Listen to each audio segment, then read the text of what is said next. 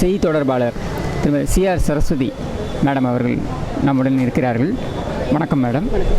இப்பொழுது இடைத்தேர்தல் நடக்கவிருக்கின்ற இந்த தருணத்தில் டிடிவி தினகரன் அவர்களது வெற்றி வாய்ப்பு எப்படி இருக்கிறதாக நீங்கள் உணர்கிறீர்கள்? நீங்கள் தீவிர பிரச்சாரத்தில் ஈடுபட்டு வருகிறீர்கள், அதை பற்றி உங்கள் கருத்து என்ன? இரண்டு விஷயம். ஒன்று நமக்கு கிடைச்சிருக்கிற அற்புதமான சின்னம் தொப்பி என்பது அதிமுகவோட மிக நெருக்கமான ஒரு சின்னம். புரட்சி தலைவர் அவர்கள் படங்கள் நடிக்கும் போதே தொப்பி அணிந்தவர். அதன் பிறகு முதலமைச்சர் ஆன பிறகு கடைசி வரலின் தலைவரோட அடையாளம் என்னன்னா தொப்பியும் கண்ணாடியும் தான். ஸோ அந்த தொப்பி எங்களுக்கு கிடைத்ததே மிகப்பெரிய பாக்கியம். இரண்டாவது, அம்மா இந்த சின்னத்தை அம்மா இருக்கும்போதே கேரளாவில் உள்ளாட்சி தேர்தல் வந்த போது எந்தெந்த சின்னம் வேணும்னு கேட்டபோது அம்மா தொப்பி சின்னத்தை தேர்ந்தெடுத்தாங்க. கேரளா உள்ளாட்சியில் நமக்கு தொப்பி சின்னத்தில் வாக்கு கேட்டோம்.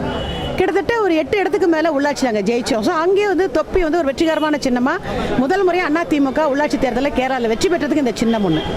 இரண்டாவது, மக்கள் இன்னைக்கு என்ன நினைக்கிறாங்கன்னா, ஒரு ஆளும் கட்சி வேட்பாளர் வெற்றி பெற்றால்தான். அம்மா அறிவித்து நிறைய தொகுதியில் திட்டங்களை கொண்டு வந்திருக்காங்க. இன்னும் நிறைய திட்டங்கள் உள்ளே கொண்டு வரணும். நம்முடைய கழக வேட்பாளர் மரியாதைக்குரிய அன்பு சகோதரர் டிடிவி அவர்களும் இன்றைக்கி 57,000 பேருக்கு வீடு கட்டி தரேன்னு சொல்லியிருக்காங்க.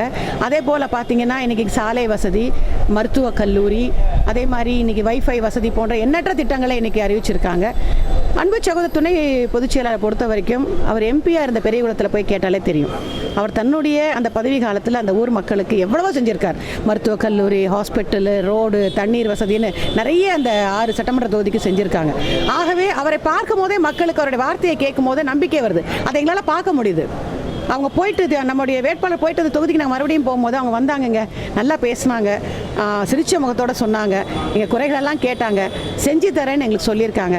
எங்களுக்கு என்னவோ நம்பிக்கை இருக்குங்க. கண்டிப்பாக அம்மா வழியில் இவரும் செய்வாருங்கிற நம்பிக்கை இருக்கிற எண்ணம் மக்கள் மத்தியில் வந்ததுனால ஒரு ஆளும் கட்சி வேட்பாளராக அம்மாவுடைய வேட்பாளராக நிற்கிற நம்முடைய கழக வேட்பாளருக்கு மிகப்பெரிய வெற்றியை தொப்பி சின்னத்தில் தர மக்கள் தயாராக இருக்காங்க.